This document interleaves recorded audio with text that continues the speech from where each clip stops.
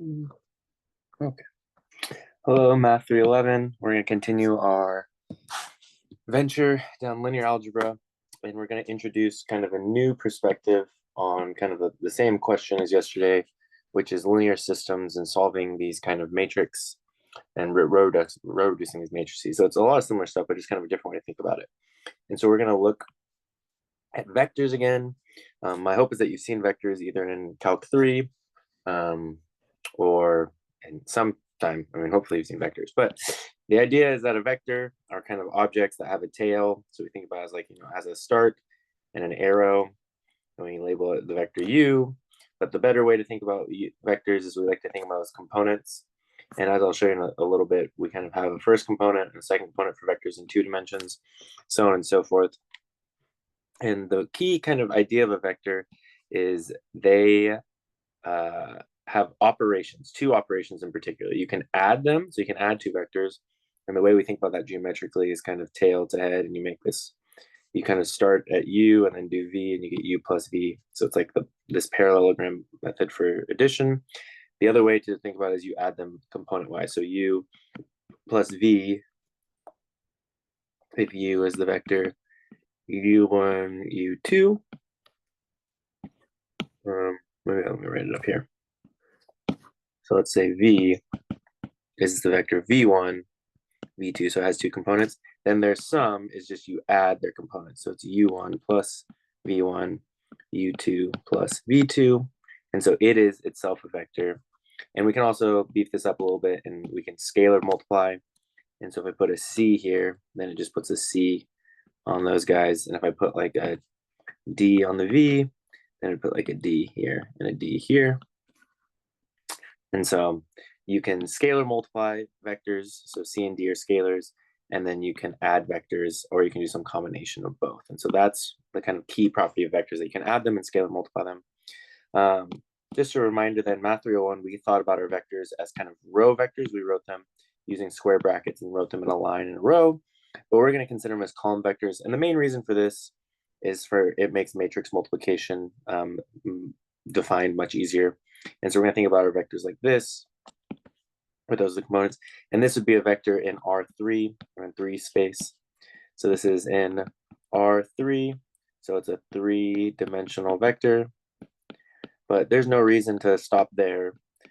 We could go as big a dimension as we want. And so in general, the vector u has components u1 through un. And then where the number of components is the dimension, so it's an n-dimensional vector. And we say they live in n-dimensional Euclidean space, or Rn. This is n-dimensional Euclidean space. Euclidean space, so it's just the higher dimensional analog of, the Euclidean plane, or 3-dimensional space. It's just the higher dimensional analog of that.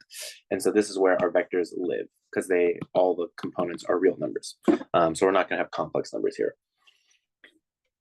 Okay, some properties about vectors in Rn. Like I said, you can add them, and the addition is commutative. It doesn't matter what order you add them in.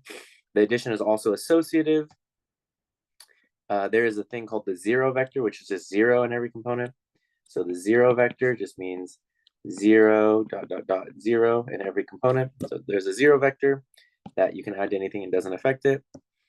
There are negative vectors. So if you multiply by the scalar -1, you get, so there's an additive identity. There's also scalar multiplication. Scalar multiplication is commutative, is distributive. And then it's also associative, and that there is an identity scalar. And so all these properties actually make Rn a vector space. So these are the properties that make it a vector space. So these are called vector space properties. Vector spaces are something that are much, much, much, much more general. And in the idea of like an advanced linear algebra class, you would look at vector spaces and kind of ask about stuff happening to them.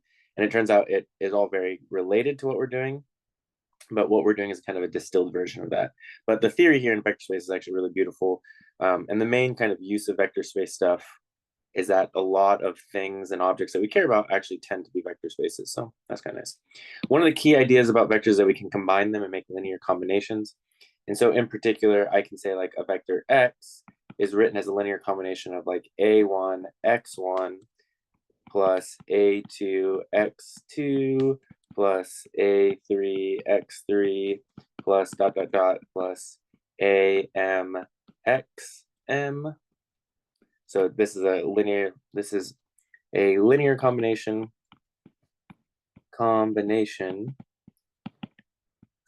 of m vectors where the vectors live. So maybe these vectors live in Rn, so they're columns with n things in them. And then these are just scalars, or sometimes called the weights of m vectors, with weights, or scalars. We can call them scalars or weights. Scalars, a1, a2, dot dot dot to am. And so this is what's called an arbitrary linear combination.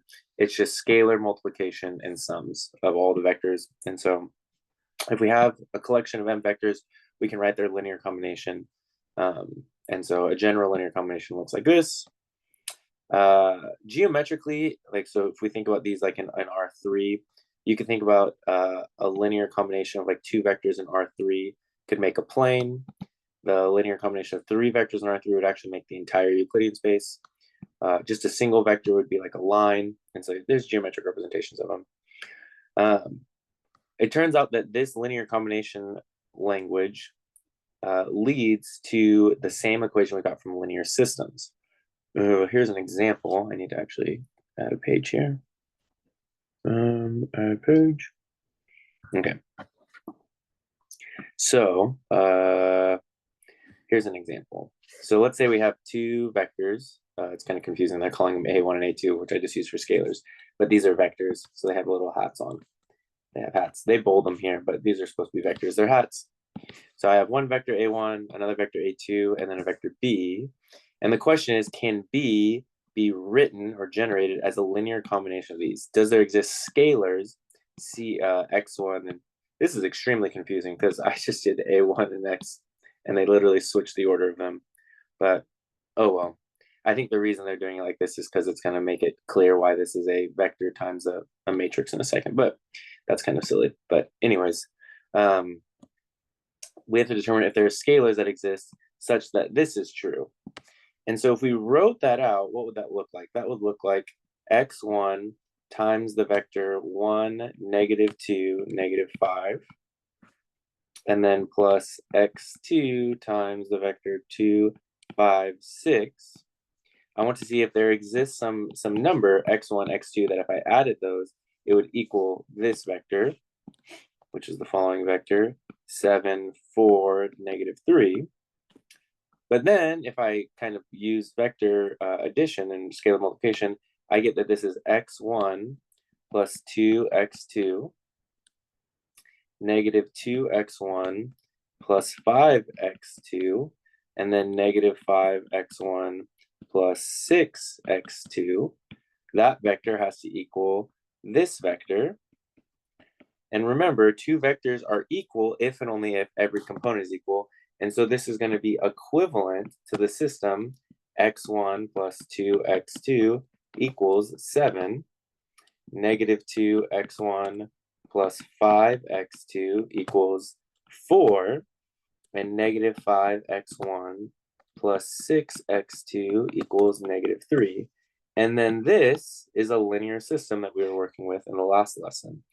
And so the idea is that asking this equation of can this vector B be written as a linear combination of two other vectors is the exact same question as asking if this linear system has a solution. And so the way we tackle that, remember from last time, is to make a system or an augmented matrix. So we take the coefficients 1, 2, -2, 5, -5, 6, and we augment with the vector 7, 4, -3. And then we do our reduced row echelon stuff to kind of simplify. And so I'll use that pivot in the top left to make that 0. And so I have to add 2. So it'll be 2 times 2 plus 5 is 9. And then make this a 0. So I have to add 5. 5 times 2 is 10. So I get 16. And then 2 times 7 is 14 plus 4 is 18. And then 5 times 7 is 35 plus -3 is 32. And so I get that system. And then reducing that down, I get 1, 2, 7. And then those are nice scalars. So this is a 1 and a 2, 0, 1, 2. And then that will reduce down to 1, 2, 7, 0, 1, 2, 0, 0, 0. And then finally, the last step is to use the second row to eliminate the top position. So this will be 1, 0. And then if I subtract 2 times 2 is 4, so I get 3. And then 0, 1, 2, 0, 0, 0. And so then I convert this back to our system. So that will be x1 equals 3 and x2 equals 2. So that's our solution. So therefore,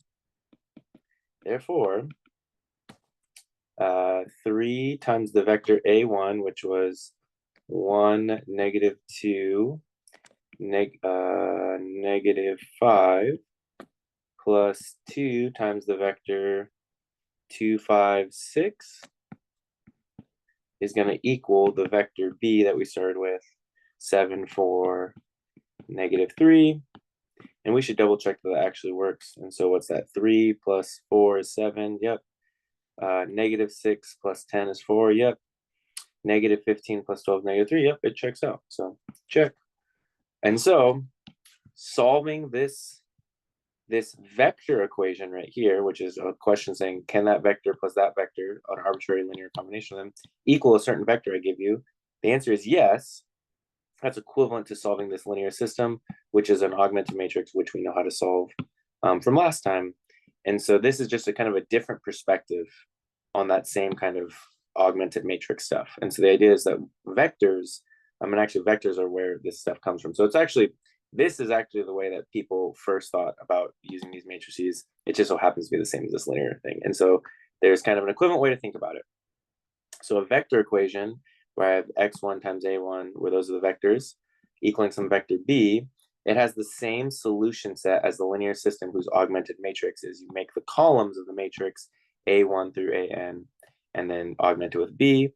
And so if b can be written as a linear combination, that's if and only if b, if there is a solution to this linear system.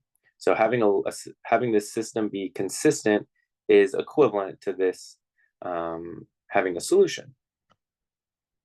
And then, so this idea of generic linear combinations is so important, it gets its own name.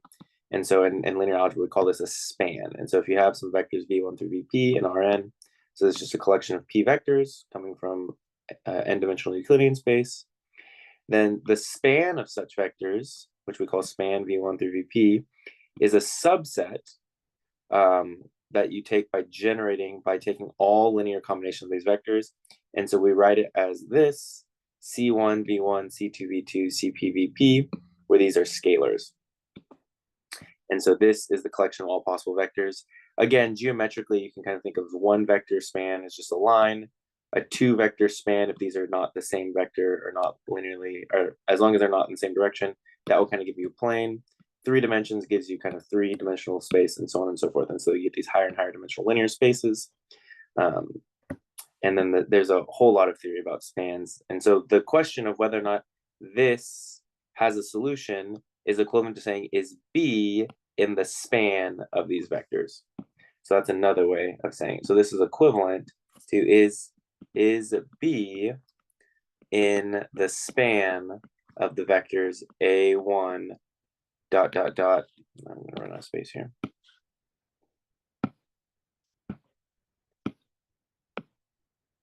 Is B1 in the span of the vectors A1 ... to AN. So that's equivalent. And it turns out that the way that you solve something like that is you make the matrix that has these as the column vectors, this, and you augment with that, and you see if there's a solution.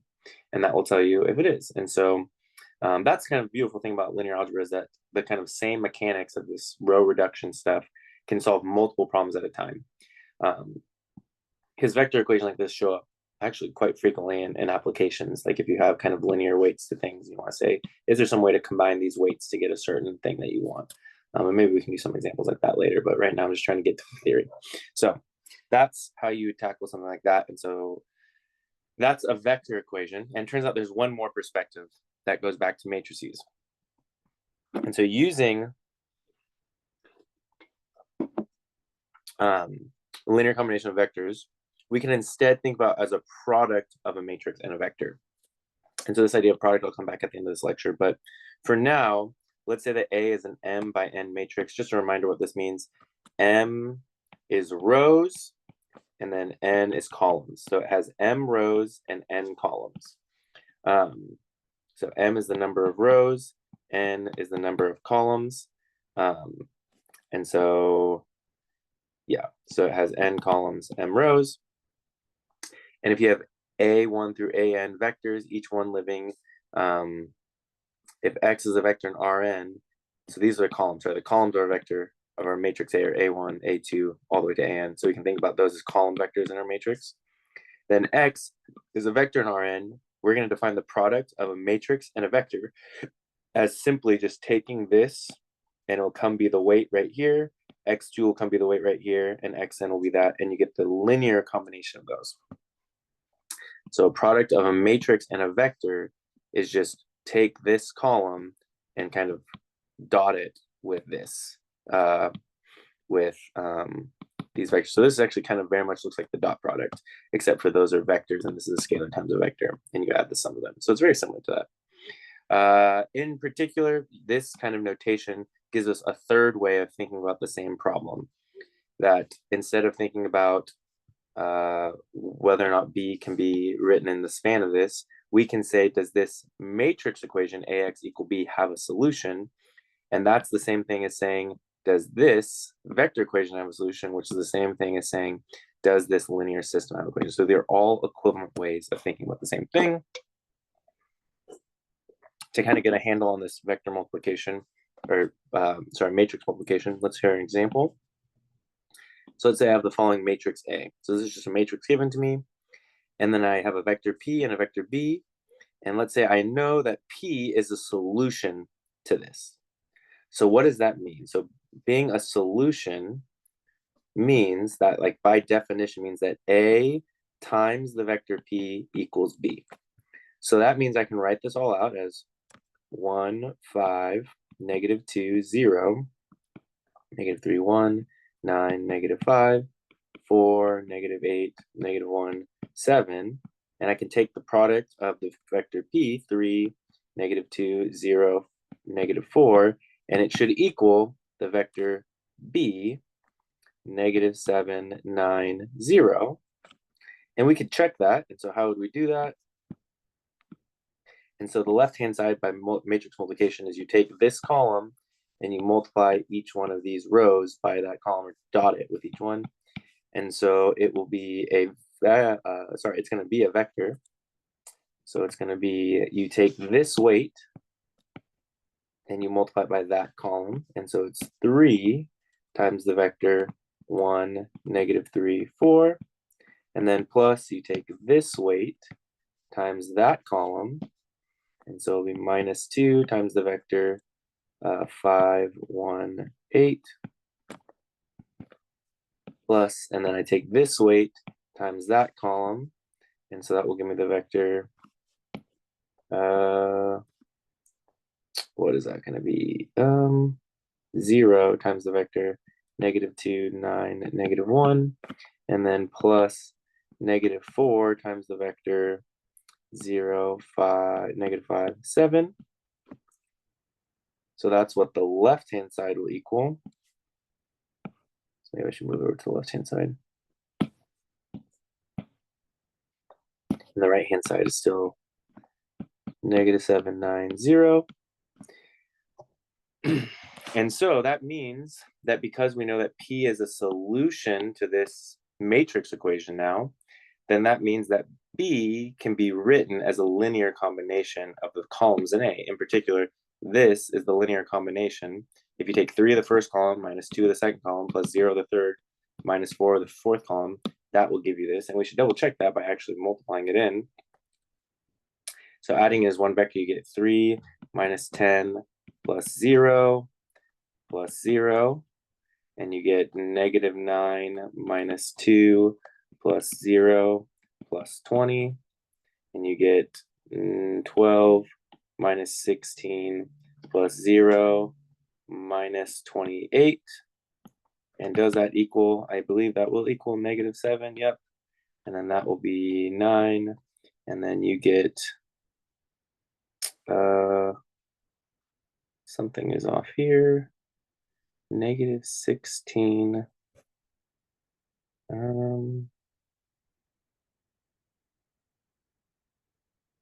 4, -8, -1, 7, -2. Oh, -2 times -8. There's a -8 here. I was like, something's not going to work right here. That's a -8. So that should be a plus. And that does, in fact, equal 0. Okay, thank goodness. Check. So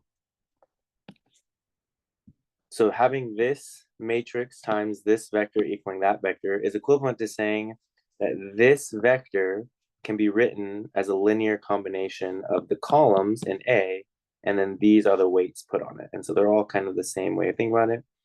The reason why this matrix form is actually the most useful, this matrix form, is because when we get to differential equations, I'm going to just write an example real quick.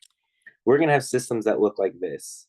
X prime equals 3x plus 2y, and y prime equals 4x minus 2y.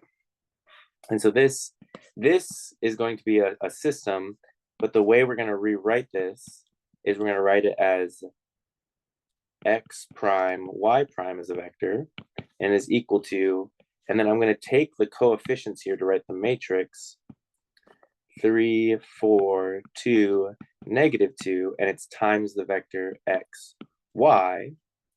And so then what's this saying is that the vector, the derivative of our vector, is just a matrix times our vector.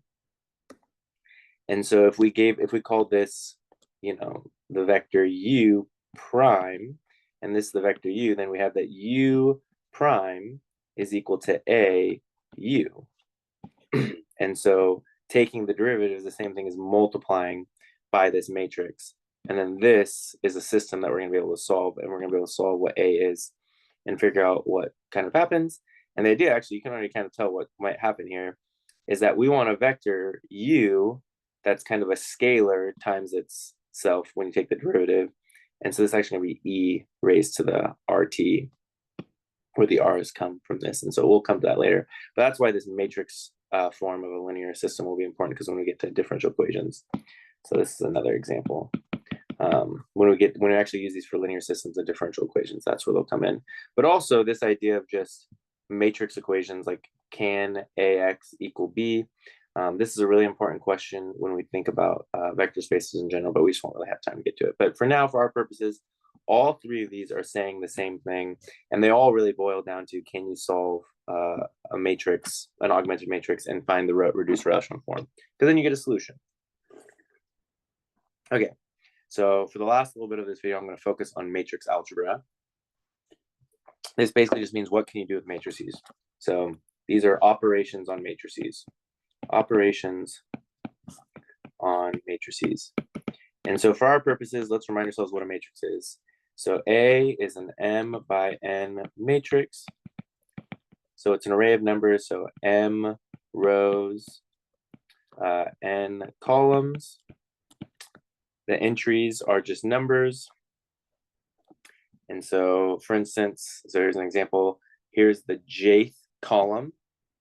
So we generally label our matrices with double indices, where the first index tells you what row you're in. So this is the first row, the ith row, the mth row.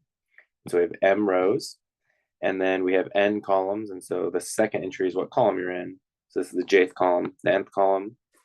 The entries down the middle, if it's a square, actually, does it need to be a square? No.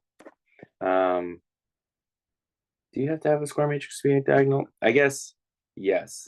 So if A is n by n, then we say A is a square matrix.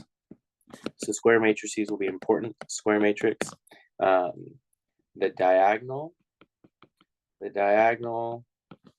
of a square matrix matrix are the entries A11, A22, dot, dot, dot, to ANN.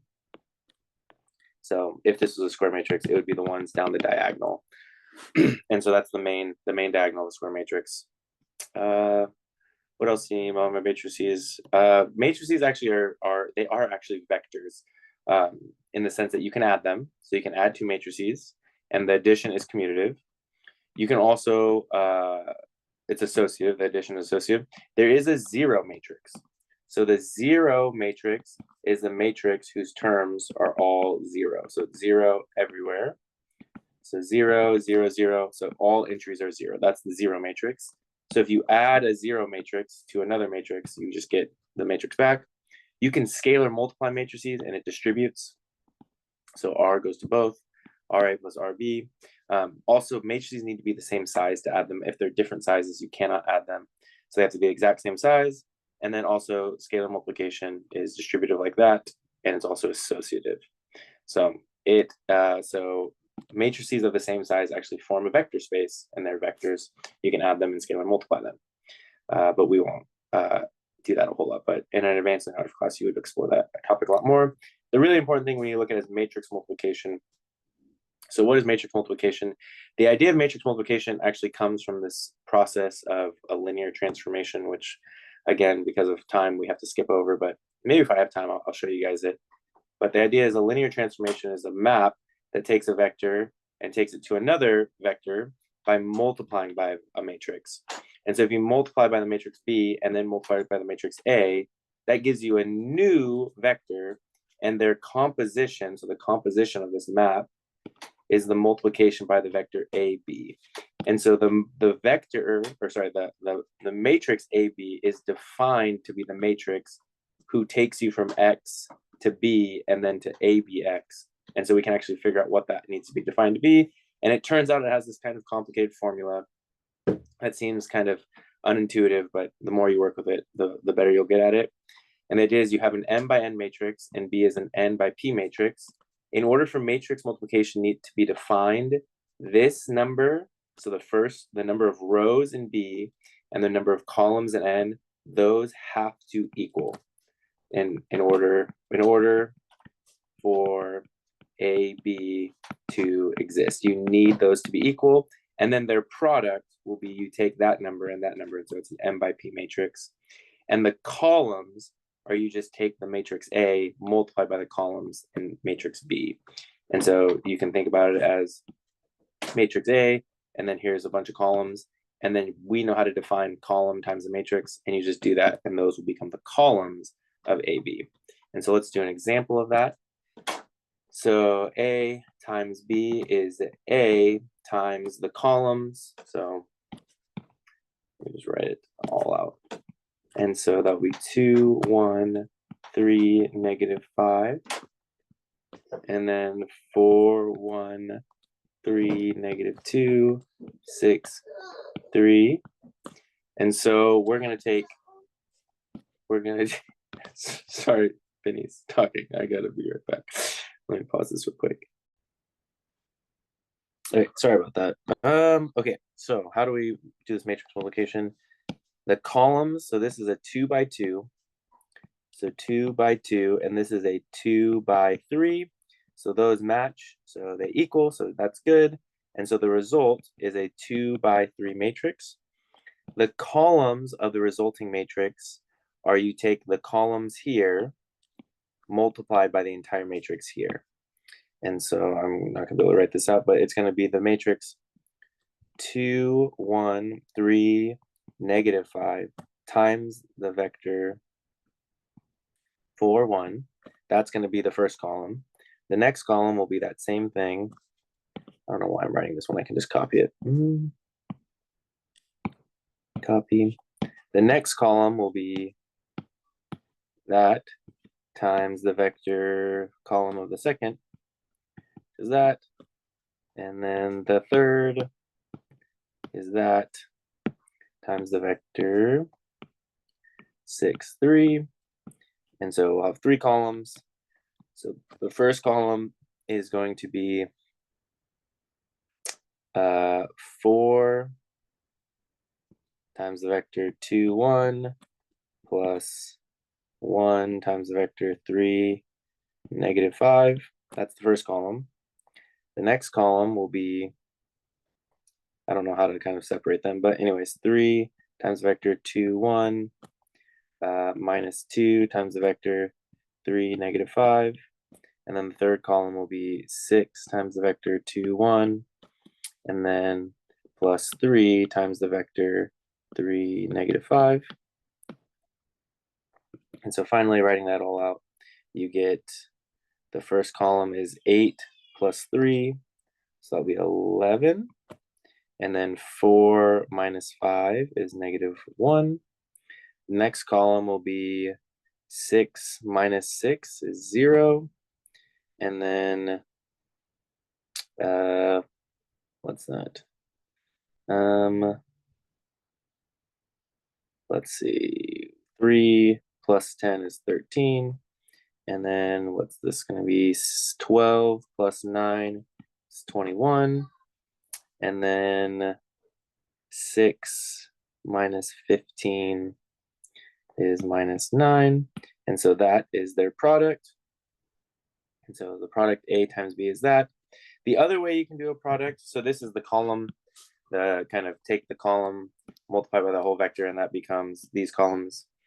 And so you do that for each column. The other way you can do this, if you want to just get like a particular entry, so I'm going to have to add some room to make room for this. So let me add a page here.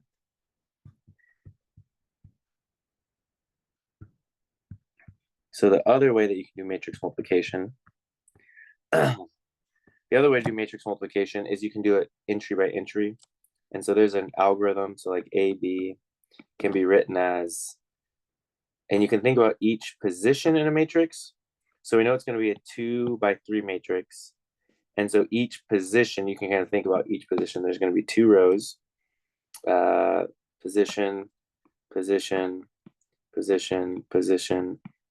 And then the way you calculate each position is this position.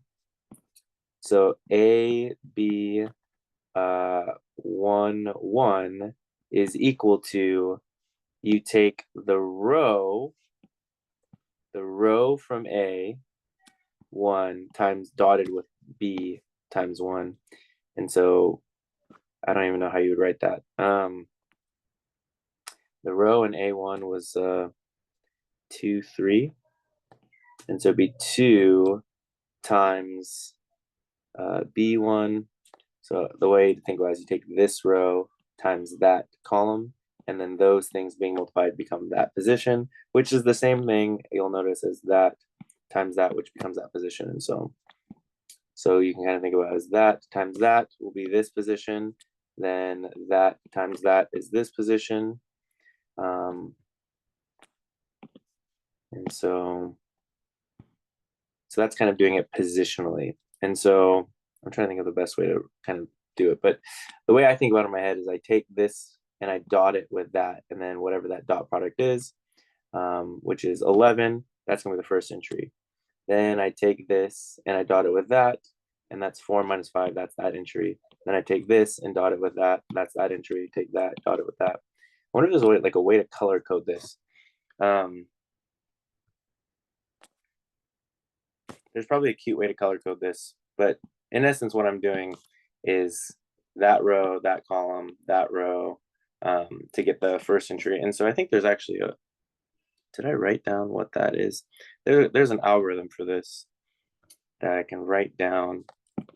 And so if you want that A, B, ith row, jth column is equal to the ith row of A dotted, so that's a row vector, dotted, like literal dot product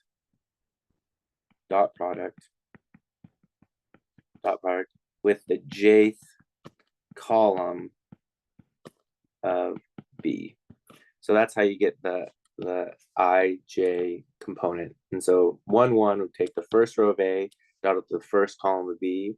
This would be 2, 1. So I'm going to do the second row of A with the first column of B, so on and so forth. And so doing that, see if I can do this kind of color-coded wise with this example. So this is just an alternate way of thinking about multiplication, whichever way makes sense to you. So color coding it. So the first position, so A1, AB1 would be this position right here. And so let me just like circle it. Where does it come from? It comes from this column dotted with that. And so I take their dot product, dot it, and that will give me the number 8 plus 3, which is 11. So that's how I get that position. Then to get this position, I take this column, because it's still the first column, and I dot it with the second row. And so I dot, and so that's 4 minus 5, so it's -1. Then the next position is I take this guy, and I dot it with this guy, dot, and that will give me 6 minus 6, so that position is 0. And then to do the next one, purple with purple, take their dot product, and that's 3 plus 10, so it's 13 in that position. And then this is the first row, third column in our product.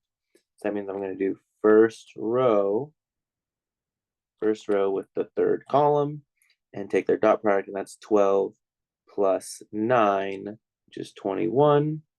And then finally, I'm running out of colors. I guess I'll do yellow.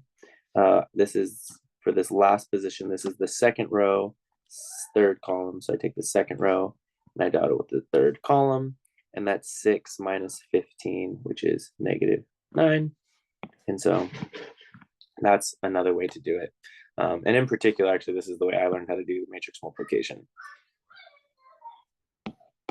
But yeah, and so in general, so if A is an m by n, so notice that we can't go backwards too.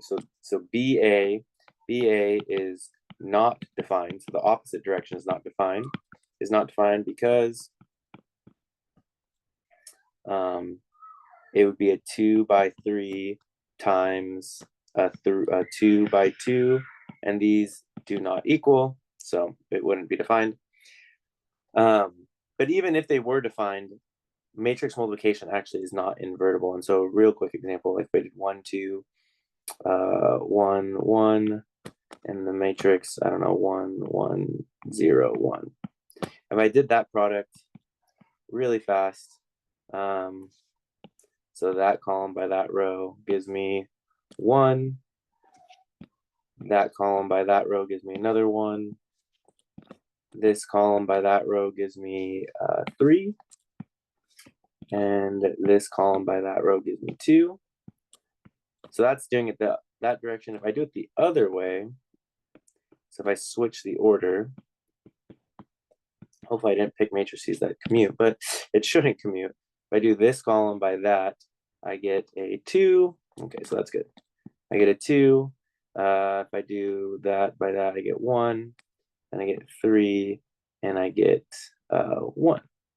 And so these things are not equal. So they're not equal. And so in particular, AB does not have to equal BA, even if they're both defined. So in general, they don't commute. Here are some other things I need to say.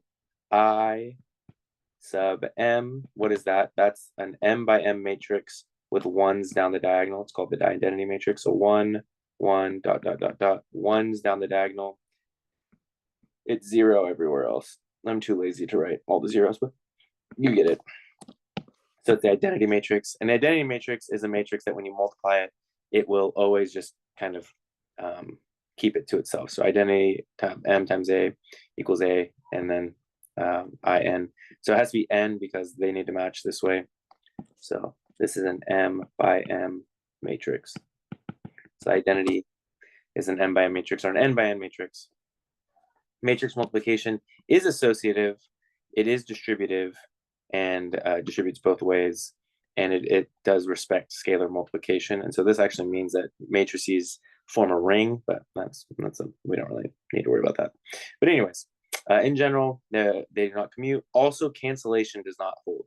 So if AB equals AC, it does not mean that B equals C. You could have some weird stuff happen. And if a product is a zero matrix, you cannot conclude that one of them is a zero matrix. It's possible you could have zero and both of them be non-zero.